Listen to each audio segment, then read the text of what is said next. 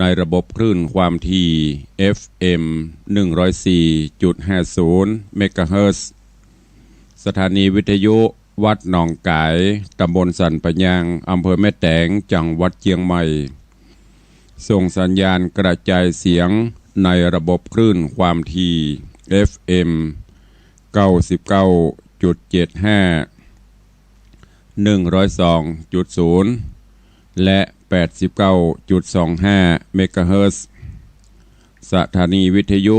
CM77 วิทยุอินเทอร์เน็ตล้านนาส่งสัญญาณกระจายเสียงในระบบคลื่นความถี่ FM 97.5 เมกะเฮิรตซ์และสถานีวิทยุพระพุทธศาสนาจังหวัดเชียงรายส่งสัญญาณกระจายเสียงในระบบคลื่นความถี่ FM 99.50 เมกะเฮิรตซ์ตลอดจนวิทยุชุมชนเสียงต่ำสายหอกระจายข่าวตามวัดวาอารามต่างๆพร้อมกันนี้เจริญปอนญาติโยมที่ได้ติดตามรับฟังต่างเฟซบุ๊กเฟซไลฟ์ต่างเว็บไซต์ต่างๆบ่ว่าจะเป็นเฟซบุ๊กของรายการ104ธรรมะคลายเครียดเฟซบุ๊กของคลื่นเพื่อการศึกษาพระพุทธศาสนาวัฒนธรรมเฟซบุ๊กของวัดวังสิงคำเฟซบุ๊กของวัดฝ่ายหินเฟซบุ๊กของตุเจ้าบ้านนอกติตะสิโป แล้วก็หลายๆเฟซบุ๊กที่ครูบาอาจารย์ท่านเจ้าแต่ละวัดแต่ละวาก็ดีตลอดจนต่างญาติธรรมญาติโยมก็ดีที่ได้รับฟังกันอยู่แล้วก็กดแชร์กดไลค์คือญาติธรรมได้สดับรับฟังกันอยู่ในเวลานี้รายการนี้ดำเนินโดยกล่าวกับผมอาตมภาพพระครูวิสิทธิ์ศิลาพรเจ้าคณะตำบลป่าแดดเจ้าอาวาสวัดวังสิงคำตำบลป่าแดดอำเภอเมืองจังหวัดเชียงใหม่หรือชื่อเสียงเรียงนามตีญาติโยมได้ห้องตุลุงในวังได้นำรายการธรรมะแบบพื้นบ้านล้านนารักษาหีดหอยมรดกธรรมกำเมืองมาเตศนาฮือท่านทั้งหลายได้รับฟังกันอยู่ในเวลานี้ก็ต้องขอกราบขอบพระคุณเนอะกับครูบาอาจารย์ท่านเจ้าหลายตนหลายองค์หลายวัดหลายวาที่ได้สดับรับฟังอย่างเวลานี้ก็หลวงพ่อธรรมพระครูวรธรรมนาถ วัดหนองเหียงนี่เปิ้นก็จัดรายการอยู่กำลังจบไปก็ติดตามรับฟังก็ต้องขอบคุณตัวหลายรูปหลายองค์ติดตามรับฟังเป็นกำลังใจกันตัวนอกจากนั้นก็มีญาติโยมศรัทธาแฟนครับแฟนรายการประจำก็ดี ขาจรก็หลายติดตามรับฟังและให้กำลังใจมาเนอะขอขอบคุณทุกท่านที่สำคัญที่สุดนั่นก็คือต่างสถานีวิทยุบอกว่าจะเป็นต่างวัดฝ่ายหินในเมตตาปรมีของท่านเจ้าพระครูสมุวิศวัตวรกิโจท่านผู้อำนวยการซึ่งเป็นผู้ที่ปิดทองหลังพระดำเนินรายการกุย่างบอกว่าจะด้านเทคนิคด้านอย่างควบคุมเวลาร่วมกับต่างเจ้าหน้าที่เป็นแม่ข่ายลักแล้วก็อยู่ด้วยกันมาเป็น10 ปีมาละมีอันใดท่านเจ้าก็ชี้แนะชี้นำเปิดให้โอกาสถวายเวลาเต็มที่ก็ต้องกราบขอบพระคุณในเมตตาบารมีโดยตลอดจนต่างวัดหนองกายท่านเจ้าอาจารย์พระครูแล้วก็ต่าง CM77 ท่านผอ.ต้อม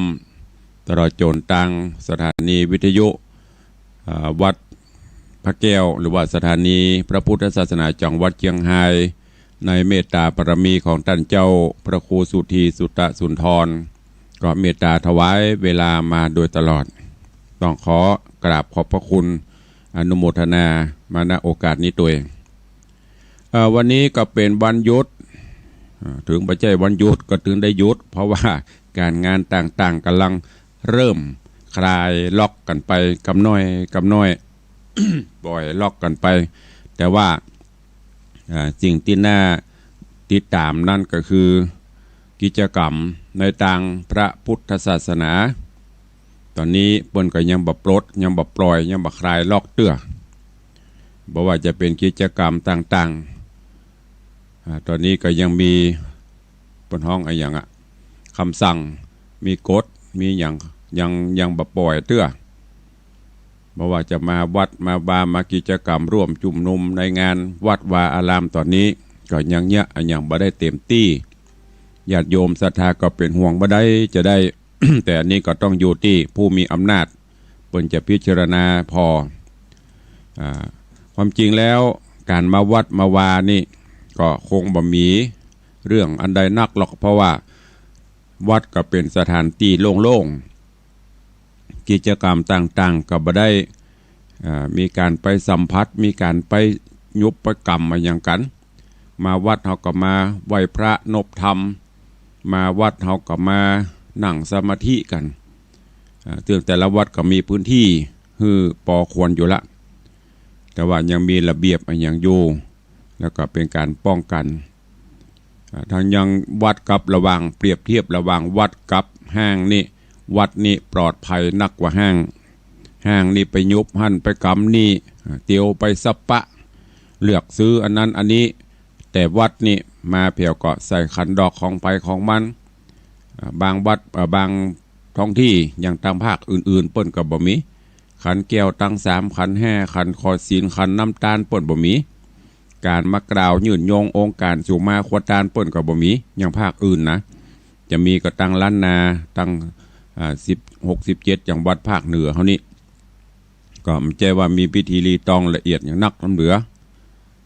ถ้าอู้ถึงว่าการเสี่ยงการติดเชื้อก็คงจะบ่นักบ่มีเพราะจนมากแห่งยังก็เป็นผู้สูงวัยที่เปิ้นมาวัดมาวาเปิ้นก็ได้ไปแอวหั่นแอวนี้เหมือนอย่างวัยรุ่นหนุ่มสาวอันนี้ก็หลวดฝากไปตังผู้มีอำนาจที่เปิ้นจะผ่อนปรนคืออย่างสังเกตพอปีนี้ประเพณีต่างๆของวัดของวาหลายวัดหลายวาหลายที่หลายต่างก็ต้องแห้งไปโดยปริยายกิจกรรมต่างๆที่เคยจัดก็โดยมีระเบียบอันเนี้ยขึ้นมาวัดวาอารามตุเจ้าพนายก็ต้องปฏิบัติทำการจัดที่ญาติโยมเคยมาห่วมก็ต้องลายคายไปอย่างใส่ขันดอกอินทขีนกุปีจะต้องมีการอาราธนานิมนต์พระพุทธรูปพระเจ้าฝน150,000ออกมาแห่ก็หายปีใหม่นิมนต์พระพุทธรูปสีหิงหรือพระสิงห์หลวงออกมาแห่ก็ไม่ได้ทำมันก็เลยเงียบเหงาไปวัฒนธรรมแล้วก็ถ้าสถานการณ์เป็นจะอี้ญาติโยมก็จะจางหายจากวัดวาอารามไปมาเพราะปกติแล้ว7 วันเพื่อก็จะกึดถึงวัดถึงวาไปวัดไปวาอันเป็นสถานที่ได้ไปอูไปเอ่ยไปจ่ากันเพราะนั้นตอนนี้ก็รอไปก่อนเนาะห้องเพลงรอก็คงประเมินกิจกรรมต่างๆเฮาก็จะคงจะปิกมาแต่ว่าจะได้ก็ตามการทำบุญสุนทาน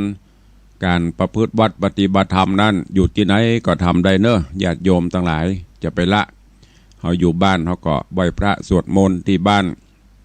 นั่งทำสมาธิไปปั่มเปงภาวนาไปที่สำคัญก็คือจะไปละไปเลยศีลธรรมศีลสมาธิปัญญาน้อมนำมาประพฤติปฏิบัติเป็นประจำทุกลมหายใจเขาก็จะได้มีความสุขความเจริญได้ วันนี้ก็จะได้เทศนาธรรมก้อมคือฟังทำเรื่องก็กำลังเสาะสรรหาอยู่วันก่อนมีไผ่ป้นหนานก็ป้นน้อยนี่โทรศัพท์มาให้ฟังทำเรื่องกำพร้าบัวตองไปเสาะหาเนอะมันบ่มีแต่ก็เคยได้ยินอยู่แต่ว่าเคยได้มาเทศเพราะเปิ้นพิมพ์มาเป็นรุ่นอยู่ด้วยไปเสาะมันก็บ่มีถ้าที่ไหนมีหรือว่าครูบาอาจารย์ท่านเจ้าที่ฟังอยู่หากว่าโอ้ที่วัดนี่มีเนอะขอเมตตาได้ยืมเนาะจะมาเทศให้ญาติโยมฟังแล้วก็จะได้เอาคืนอย่างเมื่อก่อนก็เป็นแหงไปยืมเอาติวัดท่าคำเปิดให้ยืมมายืมเทศเสร็จก็ส่งคืน แหมเรื่องอะไรอย่างก็อย่างเนี้ยส่งสการนกแซงนกอย่างเนี้ยจำไม่ได้ละอันนี้นี่บอกเคยได้ยินเนอะส่งสการนกแซมนกแซงนกแซมเนี่ยแต่ว่าก็หาเปิ้นโทรมาตั้งถ้าจำประพิษตั้งขึ้น96คำว่าของเฮานี่โมโหลืมไปละเพราะเราวันจัดรายการหลายที่มาเจ้าก็ถึงวันกูเจ้ายามวันบ่ายกับไปจัด96แหมวันศุกร์วันพัดวันศุกร์ยามค่ำกับวันเสาร์วันติดจะรับซับไปกับมาประหลงลืมละก็จะพยายามเสาะมาเนอะทำเรื่องทำข่าวที่ม่วนมาเตดวันนี้กับฟังทำก้อมกันไปก่อนเวลาก็เว้ยเนี่ยเขารับป๊อปแป๊บก็เดียว6:20 นาทีแล้วฮะเหลือเวลาแถมน้อยเดียวจะตันจบหัวเนอะทำกันยาวละเหมือนกันถ้าไปจบก็ต่อวันผูกเนาะวันนี้จะทำเรื่องของอานิสงส์การทดแทนบุญกูลของบิดรมารดาหรือพ่อแม่ว่าเขาได้ดูแลพ่อดูแลแม่บุญกูลอันยิ่งใหญ่ของพ่อของแม่มีอานิสงส์จะใดเขาเจิญญาติโยมทั้งหลายติดตามรับฟังกันณโอกาสบัดนี้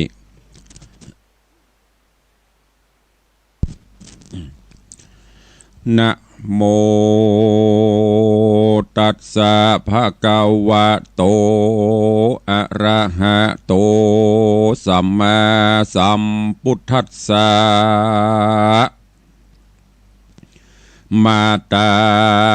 ปิตุอุปัฏฐานังกตัญญูกตเวทิตาติสาทะโวดูราสะปุริสะตั้งหลายตั้งยิ่งใจน้อยใหญ่ผู้มักไฟ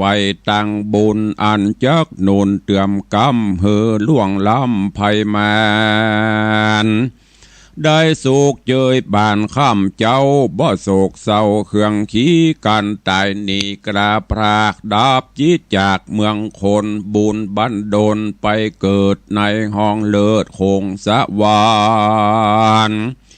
จิงป้ากันมวลหมู่ย่อมือสู่ขับใบจิทูบไตเตียนงามฮือต้านตามบอกขาดมีศีลสะอาดรักษาฟังธรรมเทศนาติดต่อเป็นเก้าก่อกองบุญกุศลโนโหนเตื่อมเขามีมากเต้าปันทวีกามสอนมีกล่าวจีเอาเป็นที่สอนใจจักไข่บอกกล่าวฮือหูข่าวขีญาขอ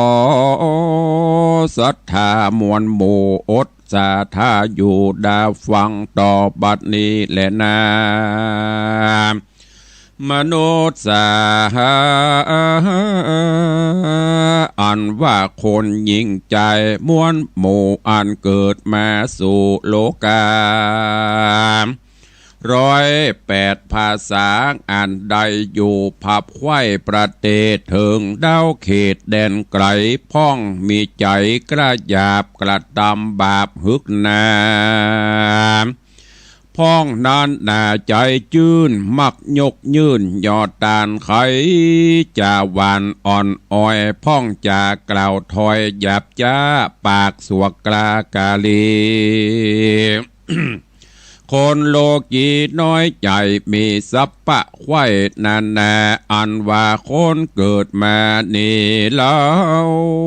บอกว่าเชื่อพาเผาเจ้าได้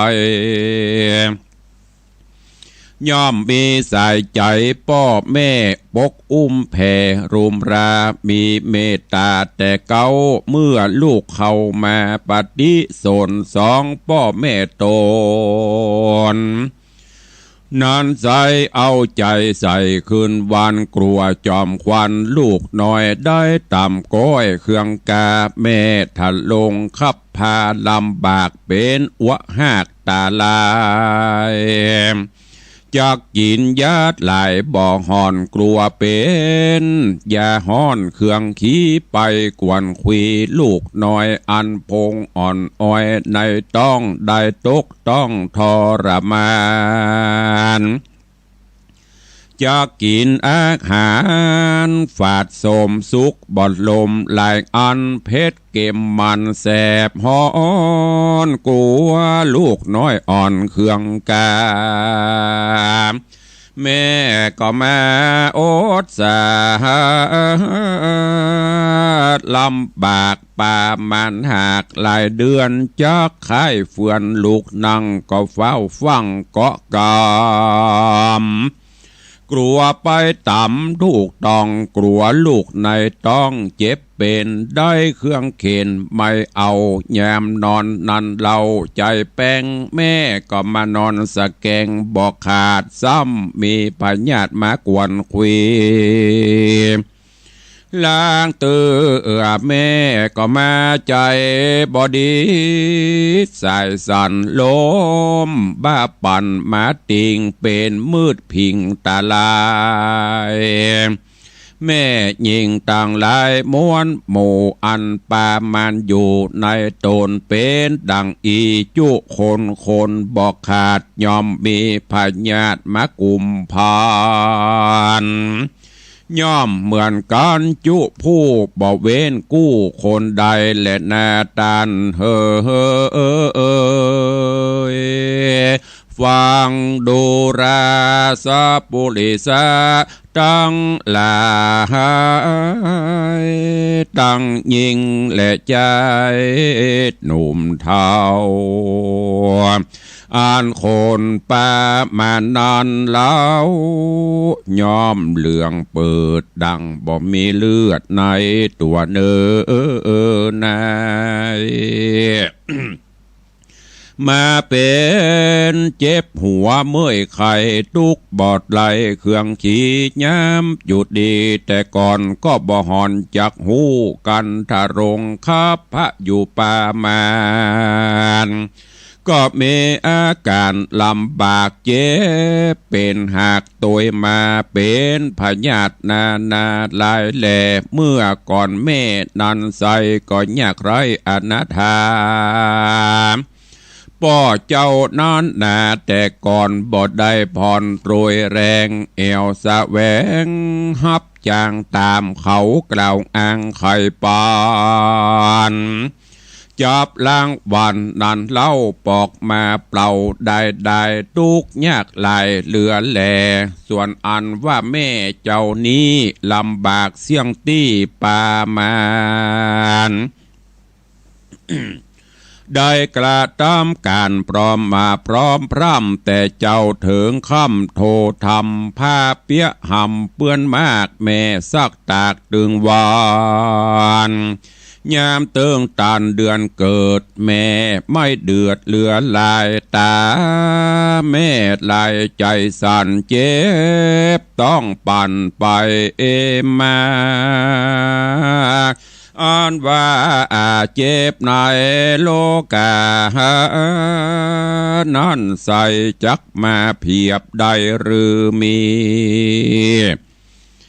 แม่ดาตายนี้มรณาตยามเมื่อโลมกรรมมาสวาดมาต้องลูกอยู่ในต้องขับพาเกิดออกมายามได้เลือดแม่ไหลหลังย้อยอีดอ่อนม้อยโรยแรงลมมาแฝงซ้อนแผ่ตาแห่งแม่มืดพิงแม่ก็มาตายลืมคิงไปหูบ่หายใจอยู่เมินนานดังกำโบราณแต่เก้าได้บอกเราใครจะว่ายิงทะรงคับพาต้องใหญ่จะเพียบไว้เป็นไม้ดังกวานจ้างไปตัวกล้ามันจักมาฆ่าเล่ารามมรณะมูบหมู่บ่อาจหูยามใดนั่นแหละนะฟังดูราสะปุริสะตั้งหลายตั้งยิงและใจหนุ่มเทา ยามลูกเต้าโอนี่เล่าเกิดมาแม่จากดามรณาตย้อนเจ็บขนาดเครื่องขี่ได้ยินเจ้าบุญมีลูกน้อยให้สะซ้อยเหลือลายแม่เจ้าเลยมีใจภายโจมจื่นปีติตื่นเจยโจมปันกินนมลูกอ่อนแม่บ่หอนหนีไกลกลัวใส่ใจลูกไทยได้เมื่อยไข่เจ็บเป็นกลัวเครื่องเข็นไม่เอาตุกค่ำเจ้าฮักแปงแม่ก็มาพอยำแยงยังลูกบ่หือถูกเย็นและฮ้อนยามลูกน้อยอ่อนเครื่องขียาไหนมีไกลกะใกล้ไก่หมอมีดไหนบ่จะหามายาลูกลาเรียวปานหอบกันบ่สวะวางกันลูกน้อยโอยครั้งเจ็บปวดป้อแม่ลวดอาวรป้อแม่บ่ได้รับนอนพักยังใจแกนกั้งเววาเต้ารุมราอยู่ไกลกันลูกเจ็บใครบ่หายตั้งสองใส่ใจป้อแม่บ่เว้นแวติดหวานเจ้าป่ากันหอบผัวปกตุ้มนอนเนาป่าป้อนเกียนเจ้าปกกากันหอบผ้าปกตุ้มนอนเนาป้อนนมและเขาเยียวยากันเมื่อยไข้ลาหายแล้วสองป้อแม่แก้วจริงวางใจและนาฟังดูราซาปุริสาตั้งหลายตั้งยิงและใจหนุ่มเท่ายามแรกเก้าแต่ก่อนเมื่อเจ้ายังอ่อนเด็กขา3 เดือนมาติดต่อลูกน้อยนอสอบอปกยอคอขึ้นใดสองพ่อแม่ไทยเอาใจลูกไปจะเอาลูกมาป้อนเขาอาบน้ำเหล้าคัดสีลิหินยุงมีมากไกลก็ปัดไล่หนีไกลก่อนใส่ใจลูกแก้วลูกย่างได้แล้วไปมาตั้งสองขาพ่อแม่บอกเว้นแว่วางใจกลัวโผยพายได้มาถูกต้องในแห่งห้องกาญาย้อนเจ้านี้น่ายังน้อยไปหูถอยต่างดีให้ยามโคตรไข่ไปมากลัวไกลกลาปัดพรากได้ลำบากเจ็บเป็นได้เครื่องเข็นไม่เอาสองพ่อแม่เฝ้ารุมราสอนจะจากล่าวโอหือลูกหูต่างดีหือเว้นนี่ต่างถอยใจอวงห้อยคืนวันดังกำไข่ปันแต่เก่าอันนักปราชญ์เจ้าเทศนาเป็นบาทกาถาวาอุโภปิเจเตพรหมาดังดีใครกล่าวจี้เป็นต้อยว่าอันสองสายใจพ่อแม่อันเลี้ยงแก่เฮาลาชื่อว่าเป็นครูเล่าลาแต่เก่าได้บอกเล่าจาสอนฮือหูต่างลุ่มดอนเสียงควายใดเตียวไตต่างดีใดสุขีจื่นจ้อยสมไฟหอยผารมชื่อว่าเป็นพรหมต้นผาเสดบ่ฮือเกิดป่าฮือเกิดเจยบานแถมประการหนึ่งเล่า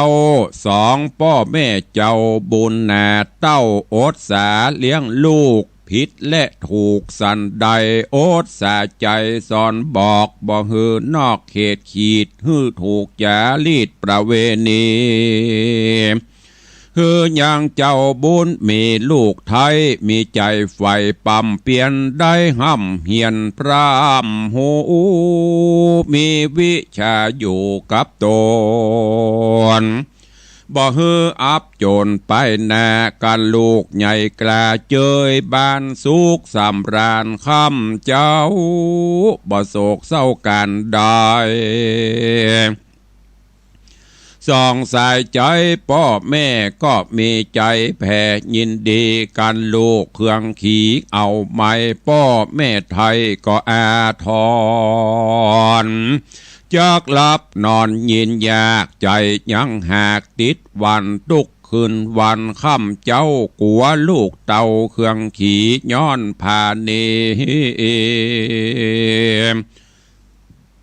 ต่อลูกใจยังผูกจองหอยบอลาปล่อยวางลาและนาตัดสมาเหตุนั้นใส่คนน้อยใหญ่ยิ่งใจกวนคะหนึ่งหมายกืดผูกว่าเฮาผู้เป็นลูกนี่เล่าเมื่ออยู่ต้องแม่เจ้าแต่ก่อนแม่ตุกผ่อนหลายประการคือโอตุกผ่านลำบากจากค่ายพรากไปน้อยกลัวจักไปล้มไปเต้าบ่ฟังเฝ้าก้อยเยาะยองพานุ่งยองก็ยวะหยาดของกินอันเพชรฝาดเกมหวานย้อนแม่ประมาณนั้นเล่ากันกินกลัวลูกเต้านอไทยได้เอาไม้เครื่องกาเหตุนั่นจุ่มเล่าลาผู้เป็นลูกกวนกึดผูกแตนกุลเกือดกำนุนจะใจบ่ถอยไรอาธรรมบ่ฟังกำพ่อแม่อันสอนแก่เฮามาอันตันจาบอกจีหือหูตี้กองดีก็ย้อนผ่านเนต่อลูกมีใจผูกคุณนะกลัวบูตาต่ำก้อยตุกจ่องหอยตกผ่านเฮือลูกได้เจยบ้านนั่นเล่าอันว่าคนหนุ่มเท่ายิ่งใจการบ่เป็นสายจัดเยื้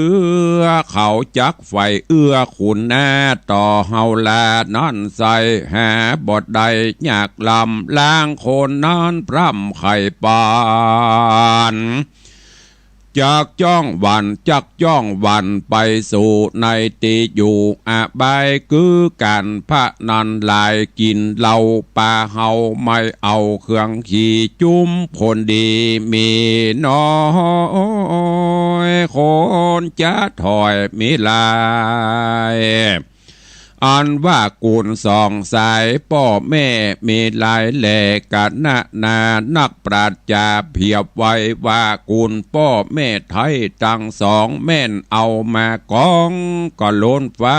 ลายยิ่งกว่าเวหาอันว่าแผ่นดินหนานักโสด240,000 โยชน์กว้างใหญ่บ่อาจเพียบคุณพ่อแม่ใดดีลี เหตุนั้นมวลหมู่ลูกก็กวนดีกึดเล่าเถิงกุลพ่อแม่เจ้าต่างสองกวนรีบสะนองแตนตอบฮือแม่แม่นจอบกองดีกำกาลีสอกกอกกันพ่อแม่บอกสอนปันกวนปากันเชื่อถอยบ่เนี้ยถอยมัวดำเชื่อฟังกำพ่อแม่จอยเผื่อแผ่กระทำการจัดอาหารเข้าน้ำวัตถุพรำปัจจัยอุปถากไปบอกขาดบ่ประมาทลาสาตั้งโยกและยาเสื้อผ้าตั้งเครื่องงาอาจลังการกวนใจโดยใจบ้านบ่เศร้าแตนกูลพ่อแม่เจ้าสองขา เป็นกตัญญูตาผาสุดนาป่าเอาเฮอได้ไปเกิดสวดสดีและนาแถมประการหนึ่งเล่ากันพ่อแม่เจ้ายังมัวดำบอกเคยไปฟังธรรมโอวาทบอกเคยใส่บาตรยอตาล ศีลเจียงขาน58พ่อแม่บอกเคยแขวดหักษามีตันหามืดบอดบ่แจงรอดต่างดีกามทะนีมีมากเต่าจุมลูกเต่ายิงใจกวนคงควายบอกกล่าวหือหูข่าวขี่แย่จักจุงจักจวนมาโอกาสเขาอาวาสฟังธรรมฮือหูบาปกรรมถอยไหลเว้นบาปใบกาลีได้ไต่กองดีต่างดีจื่นจ้อยมักไฟหอยต่างบนฮือตาโนยังเข้าและน้ำหักษาศีลพร่ำภาวนาเฮือสองขาพ่อแม่ได้เว้นของแววัตตะสงสารได้สุกเจยบานจื่นจ้อยก็เป็นกุลบ่น้อยเพื่อแผ่แตนยางนมแม่และเขาปอนเมื่อเฮาอ่อนเด็กขาอันว่ากุลมาตานานเล่ากุลปิตาเจ้านั้นโสดมีหลายโกรธสังขญาปราดใครจะเพียบไว้ว่าแม่นลูกไทยยิงใจมีใจภายเพื่อแผ่เอาพ่อแม่ตั้งสองนั่งยองบนบานับอันกว่า10 ปีเฮือสองบุญมีพ่อแม่ขี้เงี้ยวแผ่ตั้งวันยังบอดเตรียมตันเพียบใดยังกุลพ่อแม่ไทยเป็นหมาย เหตุกุลพ่อแม่มีลายโลนฟ้าลายยิ่งกว่าปัทวีเหตุนั้นองค์มุนีพุทธเจ้าตนเป็นปิ่นเกลาติโลกาจารย์ผู้มีญาณเลิศแล้วไขขะอุบแก้วเตสนาว่ากุลปิตามันดานอนใจมีบ่อไรเหลือลายแม่นลูกยิงใจใหญ่หน่อยกึดไฟหอยจูนูนใครแตนกูลพ่อแม่มีใจแผ่วางตามสร้างยังเจดีย์คำบ่อเสาสูงดังจากเต้าเปียงฟ้ายังบ่เกิงกว่าเพียบได้เจ้ากูลพ่อแม่ไทยสองขาสันใดจะนั้นเล่าเฮาผู้เป็นลูกเต่ายิงใจมีใจไม้เดี่ยงแต่ใครแตนกูลพ่อแม่ใส่ใจบาลีไข่กาวจีว่าปัพพชิโตนโรสัทธมโมดังดีไข่กาวจีเป็นไตชื่อว่าแตนกุลพ่อแม่เจ้าของตนเป็นกุศลพาเสดป่าฮือเกิดเจยบานแถมประการหนึ่งเล่าพ่อแม่เจ้าพระพุทธเจ้าโตนลำเลิศแล้วจักแตนกุลแม่แก้วของตนพุทธองค์ใดเสด็จโปรดพุทธมารดาไหนนะพรหมโลกาโลกใดขอศรัทธาตั้งหลายอันนามีใจภายตวบแตนกุลพ่อแม่ไทยฮือได้สุขเจยบานได้ฮือมันฮือตานตามบอกขาดบอกประมาทฟังธรรมตั้งมัวดำถอยไหลบอกเข้าไกลแป่งปันเต้าปากันกึดหอดบ่ละตอดเสียสิน การตั้งกินเลี้ยงต้องเอาสู่พี่น้องวงศาฮือเว้นจากสุราน้ำเราตั้งการพนันเราเว้นไว้บ่เอาหมูเป็ดไก่งัวควายมาฆ่าตายลาบซากัวบาปกระตวยตันกระตำบุญกันบอกขาดหลังน้ำหยาดไปหายังผู้ปอลนากราบรากได้โป่งโซบซากอินทรีย์นับเป็นกองดีหลายแหล่แตนกุลพ่อแม่ของตนเป็นกุศลมากกวางบ่อาจอังกันนาแม่นเมินมาแต่ใส่ร้อยวันควายเป็นไม้ลูกยิงใจน้อยใหญ่บ่ละถอยร้ายกองธรรมมาตานกรรมหยาดนำอุติสาพรำไปหายังสองขาพ่อแม่บุญบ่เวหายดีเป็นกองดีแต่ใส่บุญย่อมใดจุคนอันว่าอานิโสโหพละผลพาเสดจักป่า ฮือเกิดเจยบานสุขสำราญเตี้ยงเต่าตุกค่ำเจ้าสวัสดีกันได้หนีพรากนาจากโลกลาเมืองโคนย่อมเอาตนไปเกิดจันฟ้าเลิศเมืองสวรรค์บ่อยาจะแลนาเนติตังขีญาสังวันนาวิเศษจาห้องเหตุยังธรรมเทศนาอานิสงส์แทนพระคุณของพ่อแม่ก็บังโกม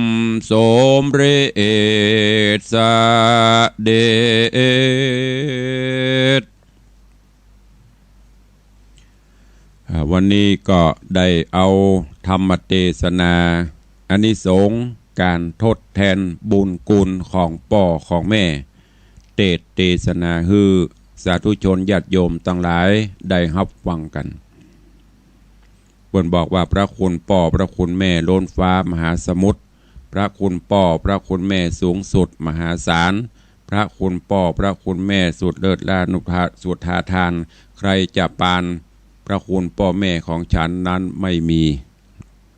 บุญคุณพ่อบุญคุณแม่นี่โอ้เสาะหาที่ไหนตึงเต่าตึงมีไผ่เป่าปานเพราะฉะนั้นเฮาผู้เป็นลูกเป็นเต้าลูกหลานตันเต้าเยาวชนคนดีทั้งหลายเนอะที่ได้ฟังอยู่หรือสาธุชนญาติโยมที่ฟังอยู่ท่านทั้งหลายอาจจะหวนคืดในอดีตที่ผ่านมาอาจจะได้ล่วงล้ำกำกายพ่อแม่ได้จมได้แจ้งได้อย่างต่างๆพอได้ฟังทำนี้เชื่อแน่ว่าจิตของเราจะหวนลึกถึงบางคนน้ำตาจะตกน้ำตาจะไหลหรือบางท่านบางคนเกยอุปถัมภ์อุปถากพ่อแม่สุมาเตอะได้สักผ้าขี้ได้บีผ้าเหี่ยวบีบหนวดดูแลเอาใจใส่เปิ่นโจรเปิ่นปัดพรากจากตายจากไปเฮาก็มาหัวน้อมนึกกึดถึงล่ำเปิงหาโอ้ฟังทำไปตัวนึกไปตัวน้ำตาไหลพรากเหมือนกันเนอะ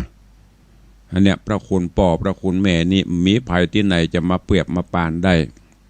และภัยที่ยังปีพ่อที่ยังมีแม่อยู่เนอะขอเชิญชวนทุกท่านเอาใจใส่ดูแลท่านเจ้าอันเป็นพระพรหมของเฮาเพื่อได้สุขกายสุขใจจะไปเอาเรื่องราวต่างๆที่บ่สบายใจมาสู่พ่อสู่แม่ดูแลเปิ้นตึงกายตึงใจทางกายนั่นก็โดยการเข้าน้ำโภชนะอาหารสิ่งของกินของใจอย่างต่างๆเหล่านี้เสื้อผ้าอาภรณ์ดูแลส่วนด้านจิตใจก็จะไปเนี่ยอย่างฮือพ่อฮือแม่ได้ตุกอกตุกใจจะไปปาพ่อปาแม่ไปเกาะไปขำไปสลัมขำกาจากต่างที่อื่นเนอะอันเนี้ยจะเป็นบาปเป็นกรรมเฮาฮัลโหลโอ้เดี๋ยวก่อนเด้อฟังโทษเด้อใจเย็น กำลังสรุปแล้วก็ฟังคเด็ดถ้าเราบอกให้โทรไปฟังโทรแต่เนอะก็เดียวมันนะถ้าเราหยุดไปเลย อันต้องโทรตอนที่ตุลุงบอกให้โทรก่อนสรุปมันบัดดันจบมันก็เลยพอโทรศัพท์เขาปุ๊บมันตัดไปละเพราะว่ามันไม่ได้มีสคริปต์กำลังสรุปไปพอโยมโทรเขาปุ๊บมันก็จะสะดุดไปละ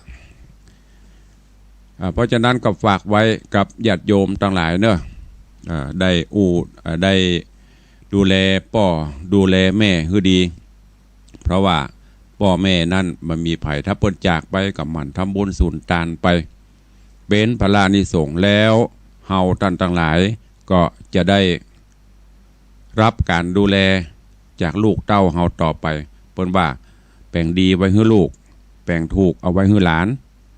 อันเนี้ยเฮาจะได้สุขสำราญต่อไปเนอะก็ขอฝากไว้กับสาธุชนญาติโยมผู้ฟังทุกท่านที่ได้ติดตามรับฟังในวันนี้ก็หวังว่าคงจะมีสาระประโยชน์กับทุกท่านได้เก็บไปคิดพิจารณาเอาไปใช้ในการดำเนินชีวิตประจำวันเอาละสรุปจบละตะกี้ใครโทรเข้ามาบัดตันได้จบเอาเข้ามาใหม่เนอะขอสู่มาตัวเพราะตุลงเวลาสรุปถ้ายังบอกไผจะตัวตุลงอันนั้นเข้ามาได้แต่ถ้ายังไม่บอกอย่าเพิ่งโทรเพราะกำลังสรุปทำกำลังบรรยายสรุปถ้าได้ยินก็ริดก็นำมันเดียวกรรมที่เขาจะเตรียมไว้มันตัดไปเลยเพราะไม่ได้มีสคริปต์ไม่ได้ว่าตามสคริปต์เจริญปอนอันนี้ใครเนี่ยลุงจำไม่ได้หรอกใครครับฮะหมอทรงวุฒิครับที่เคยโทรหาตุลุงครับผมหมอทรงวุฒิครับที่วันหนองกายนะครับฟังถึงวันกับฟังเพื่อเปิ้นสรุปเพื่อเปิ้นสรุปจบก่อนจะไปฟังตะกี้บอกนี่เนาะครับเราเลยกดเข้าไปก็นึกว่าตุลุงสรุปแล้วอย่างเนาะยังชัดเจนนี่นะตุลุงเนอะเจริญปอนขอบคุณเนอะสาธุดีเจวัดหนองกายลูโทรตลอดส่งบุตรบ้านหนองกายเพิ่นโทรศัพท์เข้ามาอนุโมทนาเป็นสายแรกใครจะตัวแหมเข้ามาเด้อ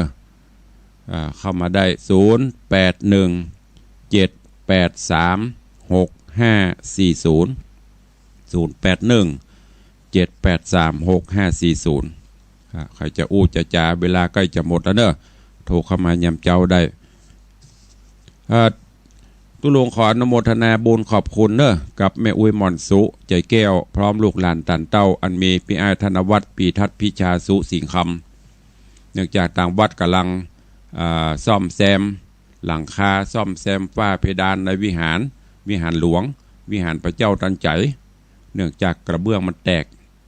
น้ำฝนหัวฝ้าเพดานก็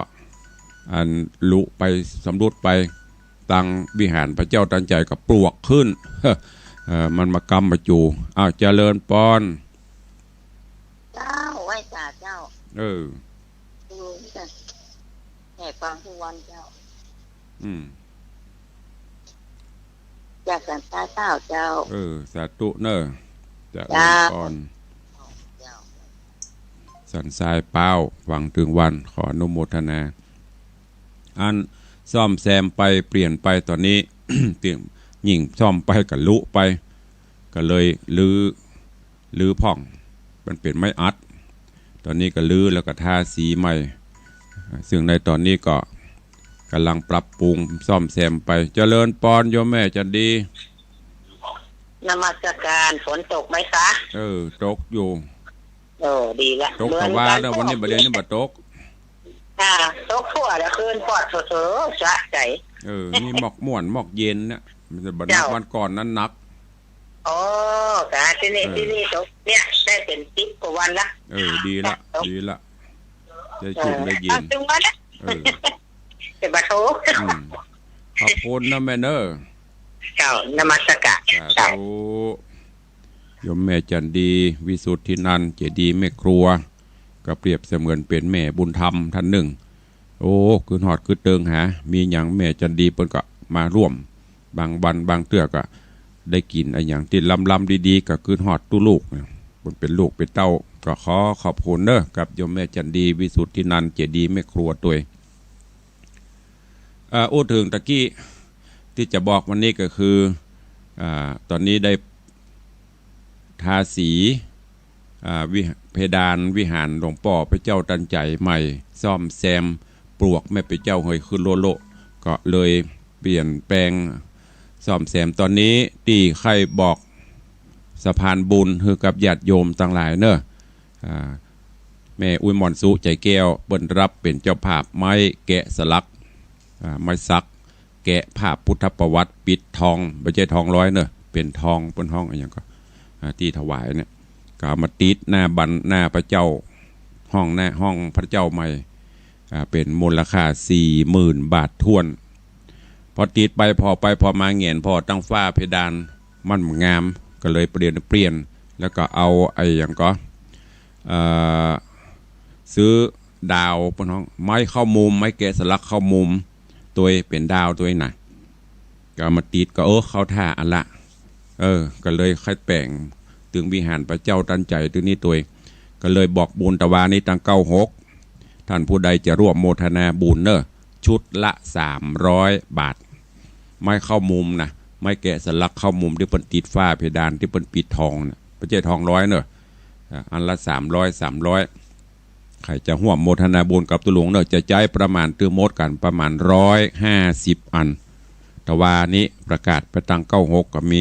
โยมแม่บุญพินอ่ำคดร่วมโมทนาบุญ1 ชุด 1 แผ่นโยมแม่ยุพินมหานาม2 แผ่นแม่ทัศนีเบลงาม2 แผ่นกำลังได้5 ชุดตะวานี้ก็ขอขอบคุณอนุโมทนาค้างแหม145 ชุดเนอะใครจะร่วมบุญแงนขึ้นไปงามเนอะระยิบระยับเหมือนท้องฟ้าสมกับเป็นที่ประดิษฐานว่าองค์สารูปตันเจ้าขันผู้ใดจะห่วมบุญก็ห่วมได้ค้างแหม145 อันเจริญปอนแม่มอนอันแผ่นจะได้เจ้าแผ่นละ30,000 30,000 300แม่อุ้ยมอนแม่เอาสักอันเลยเจ้าดีละโมทนาสาธุเนอะหับอันหนึ่งเนอะบอกให้อันแม่มอนบุญยวงด้วยกันเนอะแม่มอนอย่างก็แม่มอนอนงอนงแม่อนงเพื่อเปิ้นจะร่วมช่วยเนอะสาธุอนุโมทนาเนอะแม่มอนจันคำแสงบุญเจริญปอนโยมแม่จันดีฮัลโห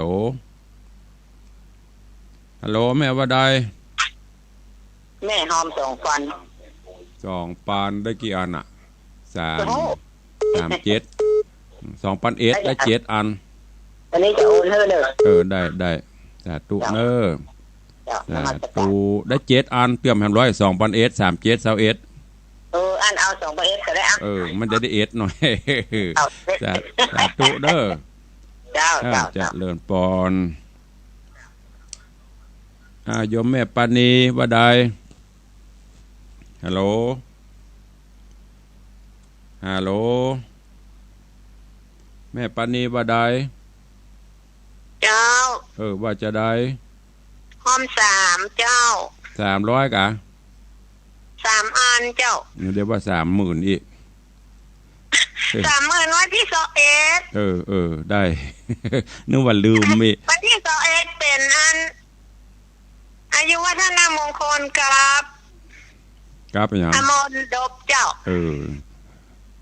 อันอายุ20,000มรดก10,000เนาะไป300,000เนาะ20,000สาธุน้ำแม่เนอสาธุเจ้า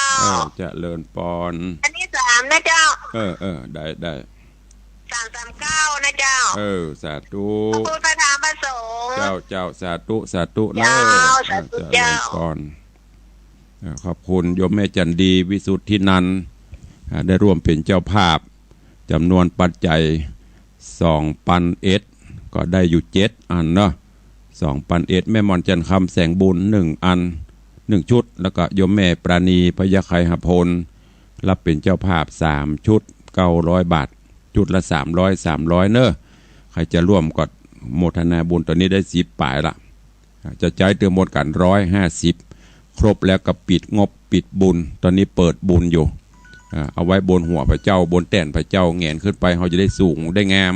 ใครจะห่วมก็ห่วมบ่ได้บังคับเนออันนี้มาบอกภายสายบุญตามจิตเจตนาศรัทธาเจริญปอนฮัลโหลเจ้า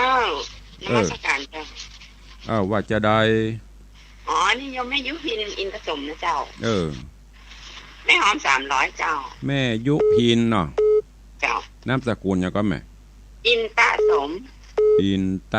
มบ้านร้องของข้าวสะกำแพงเจ้าอ๋อเปิ้นข้าวอู่น้ำโลเรื่องอันนะแม่เนาะเจ้า300เจ้าสาธุเนอจ้าเลินปอนเนอเวลากับหมดพอดีเนาะเจริญปอนฮัลโหลเข้าใจเวลาหมดแล้วมีอย่าใดเร็วๆจากเจ้าหันขอฮับ3อันนะเจ้าเดี๋ยวแม่โทรหลังไม้เนาะแม่เนาะเวลามันหมดเดี๋ยวแม่โทรเข้าหลังไม้แม่ยังก็อันนี้แม่นภัสอยู่สลวงนอกเจ้าเดี๋ยวแม่โทรเข้าอันจบรายการแม่โทรเข้ากำเนิดเบอร์นี่จ้ะเบอร์เดิมนี่แหละเจ้าจะเลินปอนเนอสาธุวันนี้ญาติโยมมากันหลวงหลายขออนุโมทนาบุญเนาะเวลาหมดเวลาล้ำเวลาเพิ่นมาแล้วเนอะขอนำรายการจากไปก่อนเนาะอยู่ดีมีสุขเหมือนกันเนอะวันพุธไม่เจ้าปะกันเหมือนเดิมจัตตาโลธรรมาบัตตันติอายุวันโนสุขัง